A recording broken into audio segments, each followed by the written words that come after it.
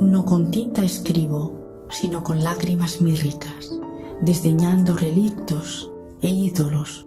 La divinidad no se parece a un monumento o memorial. El prójimo es más razonable que la cumbre interestatal. Hablo de lo que ha pasado sin rastro alguno para 50 millones de hermanos. Interlocutor nocturno. Sus ideas repercuten en varias esferas de actividad social y cultural.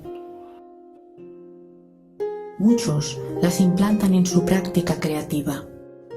Entrar en la mar de la nueva espiritualidad traída por el Padre Juan es lo principal en la vida. Cuando me encontré con eso por primera vez, mi alma estaba exultante. Empecé a hacer pequeñitos bocetos, se los mostré al Padre Juan y él los aprobó. Entre mis primeros iconos hice la imagen de la Madre de Dios Soberana, que siguió siendo el icono del altar durante mucho tiempo. Son lienzos únicos en su género, transmiten vibraciones de paz espiritual y de las esferas sobrecelestiales. El amor, grabado por él en los libros y transmitido a la gente, se convierte en una fuente que inspira su creación.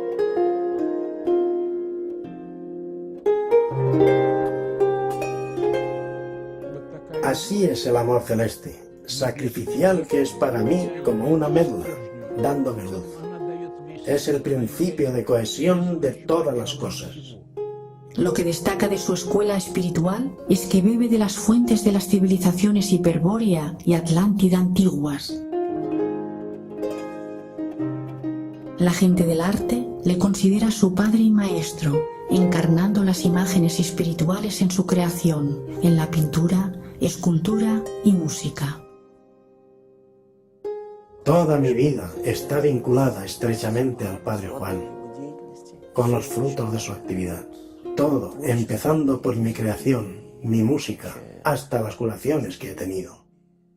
El Padre Juan es una persona que está rodeado, sin duda, por un misterio. Me sorprendió completamente como músico. Resultó ser un músico excelente. Su contacto con el teclado, sus capacidades, un puro pianista. Hablando de las interpretaciones musicales de Juan el Bienaventurado, mucha gente destaca un nivel diferente, más espiritual y elevado, que no puede ser considerado en los marcos del arte musical. Juan de Sangrial aparece como un instrumento único, a través del cual desciende la música de las esferas celestiales. Aquella música del reino conecta y dialoga en lo interior del corazón, abriéndolo y mostrando para cada uno su potencial divino, llamando a lo más profundo y dormido de cada alma, y a menudo causando efectos de curación. Una vez escuché la música de Juan el Bienaventurado, me estremeció la sencillez inmensa de una combinación perfecta de sonidos. Precisamente un trabajo de compositor así se concede desde lo alto. La capacidad de penetrar así en el corazón para quedarse a vivir allí no lo puede lograr ninguna música laica. La fuerza espiritual de la interpretación tiene varios precedentes en la historia que se reflejan en los libros de Juan de Sangrial. La famosa pianista del siglo XX, María Yúdena, de espíritu inconformista y heredera de la iglesia de Catacumbas, sin tener miedo alguno, logró producir a través de su sacerdocio musical gran impacto en el alma del tirano Stalin, quien no solo no la castigó, sino que después de escuchar su interpretación del concierto de Mozart y de recibir su carta, dio orden de sacar a mucha gente de la cárcel e incluso de reorganizar la iglesia rusa.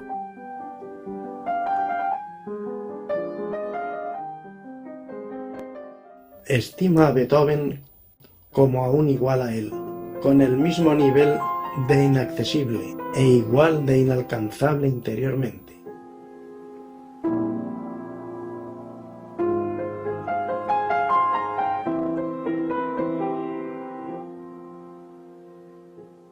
Ve en Beethoven también aquella misma pureza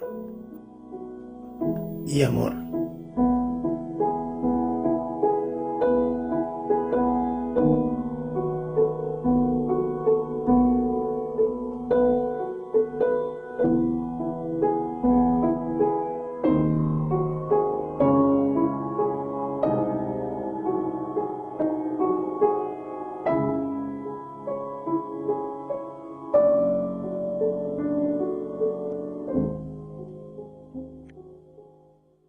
La misma música parece un componente natural de la palabra divina.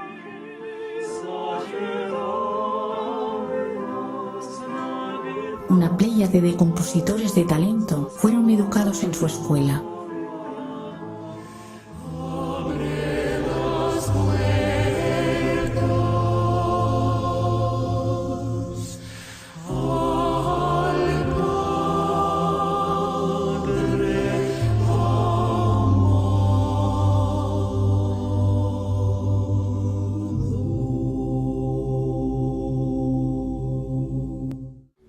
La escuela de oración plástica, creada por él, es absolutamente excepcional. Gestos oracionales que transmiten las vibraciones del corazón espiritual, mostrando carácter de revelación divina. Juan el Bienaventurado dice que la mismísima Virgen le revela estos asombrosos movimientos plásticos. Al comprender que estoy ilimitadamente interesado en todos los apreciados instantes de nuestra comunicación con él, decidió mostrarme estos gestos. De repente se alzó e hizo algo aún más significativo y totalmente inconcebible, ya que en cada gesto fue proclamado el Espíritu.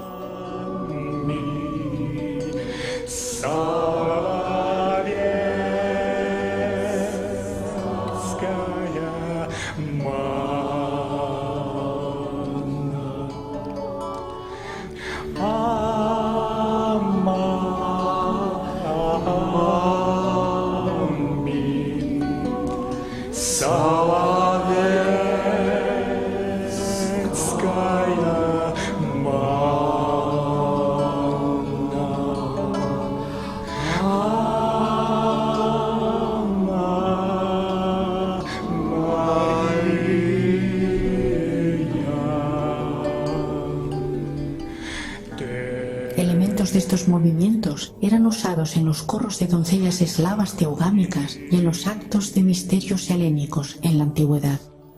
No son gestos como tales, son movimientos del alma fijados en el movimiento corporal. Es una clase de coreografía superior, y si no estás lleno de espíritu, aunque repitas estos gestos, no serán más que ejercicios de educación física.